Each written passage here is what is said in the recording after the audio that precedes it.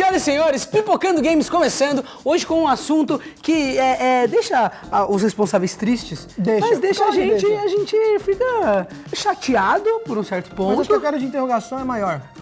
Ó, Já desiste dos planos que tinha pra hoje, vem com a gente ver quais foram os 7 jogos que não saíram do papel, mano. Por quê? Desistiram? Não tinha dinheiro pra fazer? As pessoas elas têm ideia, um dia quer fazer um jogo, gasta, junta 4 milhões, começa o jogo no dia seguinte e fala, putz, queria ser músico. Eu achei que era forte pra continuar sem você.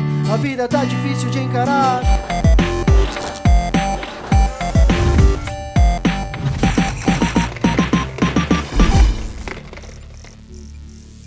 Em 2006 foi lançado o FPS de ficção científica Prey, que teve um grande sucesso de vendas e de crítica, tanto no PC quanto no Xbox, né? uma prova disso é que alguns meses depois foi anunciada aí a sua sequência, mas o desenvolvimento de Prey 2 só começou de verdade 3 anos mais tarde. 3 anos mais tarde. A criação do jogo Exatamente. avançou de forma relativamente rápida, tanto que o Alpha ficou quase pronto no início de 2011, mas aí começaram os problemas. Cara, mano. tá que nem o armário de casa, velho. quê? Faz Tá dentro? 3 anos que eu falei que eu ia arrumar ele amanhã. Isso porque a empresa por trás do desenvolvimento parou de trabalhar no jogo sem nenhum motivo aparente. Assim, ela simplesmente falou, cara, Não. chega, deu pra mim. Where shall I go? What shall I do?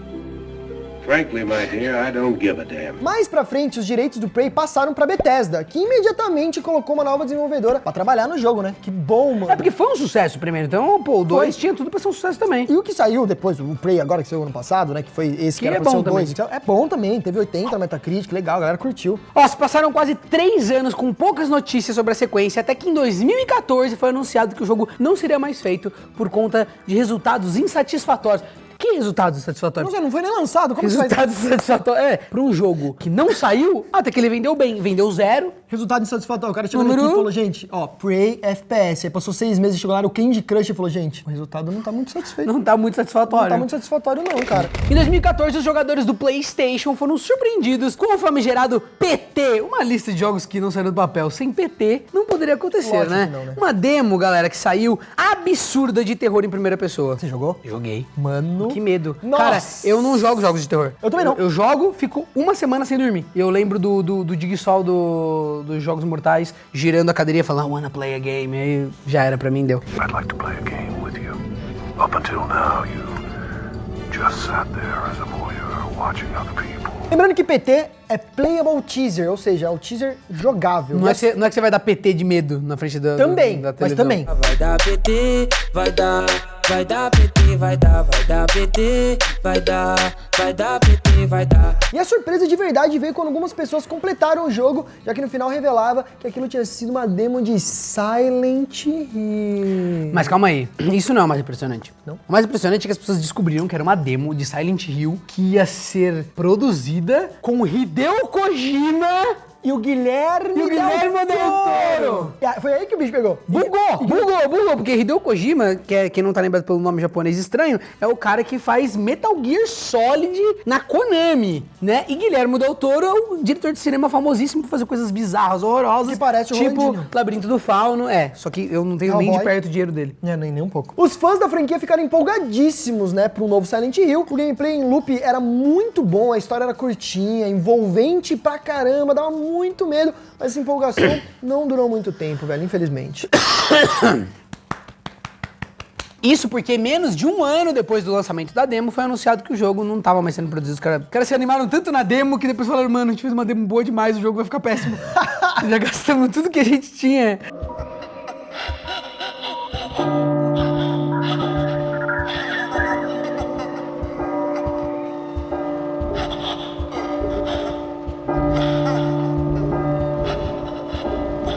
O cancelamento do jogo foi causado aparentemente por alguns desentendimentos entre o Hideo Kojima e a empresa Konami, né? Que não tem aí um histórico muito bom com as pessoas, não. O Kojima, ele é dessa forma, cara. O cara, ele é uma pequena águia, um pequeno falcão feito pra voar, entendeu? É. Cara, inclusive, uma curiosidade sobre o PT, as pessoas vendem Playstations com isso salvo na memória, porque perdeu, né? Tipo, se você for baixar hoje em dia o teaser, não tem como você baixar. Então só os Playstation que já tem o PT instalado podem ter o PT instalado, entendeu? Então não existe mais. As pessoas vendem o PlayStation mais caro porque tem o PT instalado.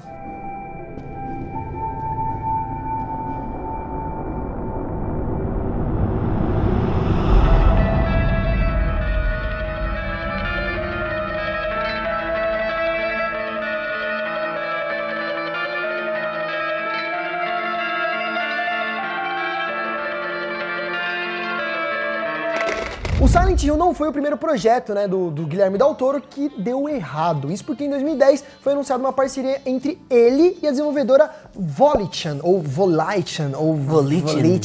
O jogo se chama Insane e era planejado para ser uma trilogia, mas nunca foram reveladas muitas coisas sobre eles. Como você sabe, né, você que está nos assistindo, na verdade esse jogo não chegou a existir. Estamos aguardando até hoje. Tudo que sabíamos era que o Guilherme queria que a história fizesse os jogadores questionarem a realidade, velho. And they prepared you because the people that went knew their stuff.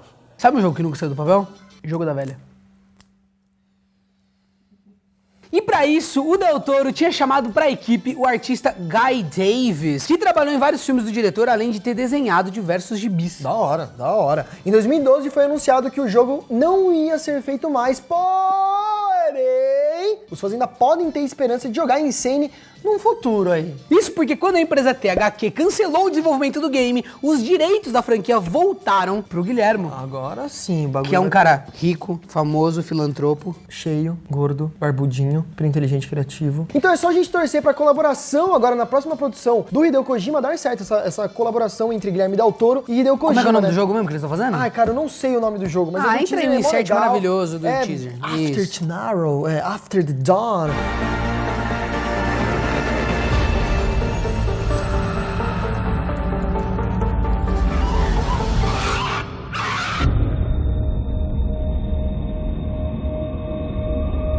After Tomorrow, After the Dawn.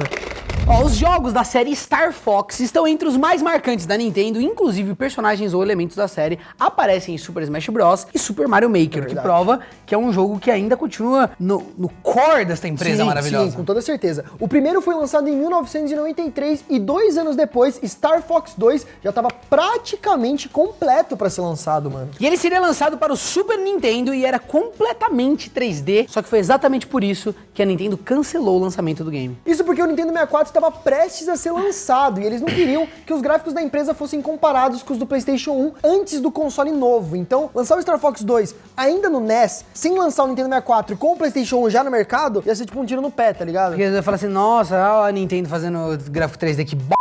Alguns dos desenvolvedores do jogo ficaram ainda mais irritados quando grande parte dos códigos do Star Fox 2 foram usados no desenvolvimento do Star Fox 64. Principalmente porque a Nintendo usou esses códigos sem pagar e sem reconhecer a equipe do jogo cancelado, mano. Então... Vai dar merda, vai dar merda, vai! A Nintendo anunciou agora o Star Fox 2 finalmente, né, pro Super NES Classic, que vai sair e lança dia 29 de setembro. Vai sair agora pela primeira vez exclusivo, um jogo do Super Nintendo, vai ser lançado em 2017. Vai ser que nem propaganda da Sessão da Tarde. Jogo inédito! É tipo isso, com os gráficos tudo tosco, tá ligado? Tipo, tudo torto dos anos 80, jogo inédito. O diretor de cinema Steven Spielberg sempre foi um fã dos videogames, inclusive ele trabalhou em diversos jogos e é o criador da franquia Medal of Honor. Nossa, uma coisa que você provavelmente não sabia. Em 2005 a EA anunciou uma parceria com ele para a criação de um novo jogo, que ainda não tinha um nome definido, mas estava sendo chamado de LMNO. LMNO, se você for ver dá certinho assim, ó, depois do alfabeto, MNO pequeno, não dá. Seu animal! Seu merda! Com tudo que merda! Seu merda! Durante as etapas do desenvolvimento do jogo, né? Ele foi chamado lá. É sim, tá certinho. LMNOPQ. É, né? É certinho?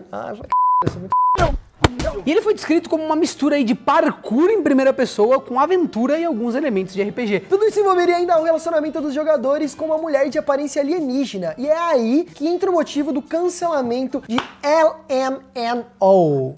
As organizações Illuminati do mundo inteiro caíram em cima falando que eles estavam revelando segredos ocultos dos alienígenas. E por conta disso, o jogo foi cancelado. Porque todas as pessoas do baixo escalão foram mortas e enterradas num lugar ao lado da onde foram enterradas as fitas isso mesmo, o jogo ET do Atari, que dizem que faliu porque o jogo era ruim, mas na verdade também divulgava diversas coisas a respeito do universo alienígena. Apesar de não ter sido confirmado, alguns dos desenvolvedores deram a entender que a EA preferiu seguir com o jogo Mirror's Edge, tem um gameplay parecido. Parecido não, esse era parkour, RPG, é Mirror's Edge, né? Cagar litros pro Spielberg. Mas Inclusive, apesar de ter sido oficialmente cancelado no ano de lançamento do Mirror's Edge, os rumores são de que o jogo, na realidade, tinha parado o desenvolvimento alguns anos antes já. Ou seja, era aquele término de namoro que já tinha... eles não falaram pra não polemizar. Não falaram pra não polemizar. A franquia Star Wars já teve dezenas de jogos lançados para diversas gerações diferentes, mas a série que melhor funcionou aí com os fãs foi provavelmente Battlefront, que não, com fez toda certeza, muito né? sucesso. Eu joguei e não gostei. Seu merda! Com tudo, merda!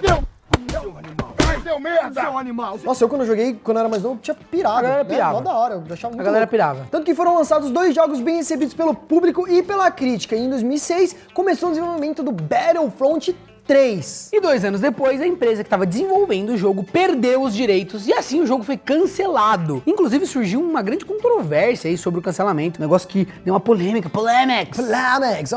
Mamilos!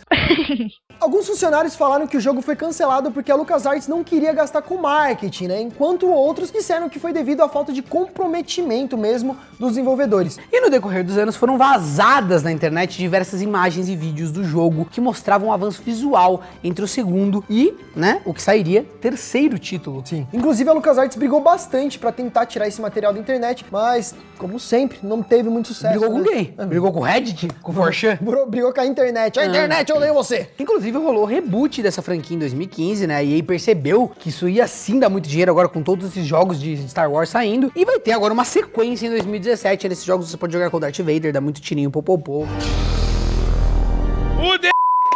Em 2007, um ano antes de ser lançado o filme The Dark Knight, do Christopher Nolan, foi anunciado que estava em desenvolvimento um jogo levemente baseado neste filme. Ele também seria chamado The Dark Knight e seria um jogo de exploração em mundo aberto do Batman, contando inclusive com parte do elenco do filme fazendo as vozes dos personagens, né? Já Nossa. pensou, cara, um jogo do Batman com as vozes do Heath Ledger? Do Heath Ledger dá medo. Why so serious? He sticks the blade in my mouth. Let's put a smile on that face. And... why so serious? E se passaram quase 2 anos sem muitas informações sobre esse joguete, até que a desenvolvedora por trás do jogo, né, faliu em 2009. Só isso, só. Os caras se dedicaram tanto pro jogo, gastaram tanto recurso que fechou as portas. Valeu! Com a empresa fechada, o desenvolvimento do jogo parou, né?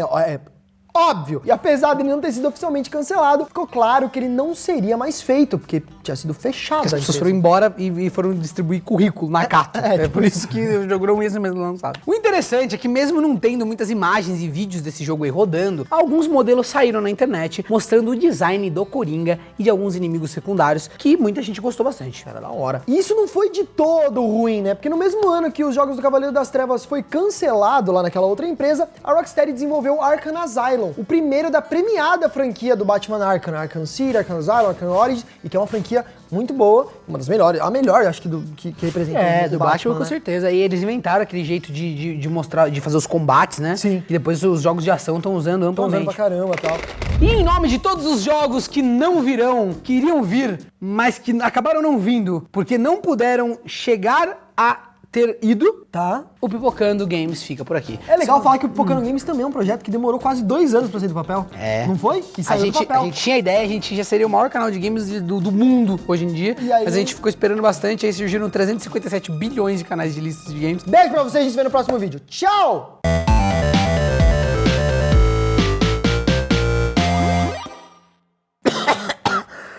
Asylum City Eu engasguei e você tocou o bonde, foda-se. e o Arkham Knight. É que pra mim, se você morrer, é melhor, gordo.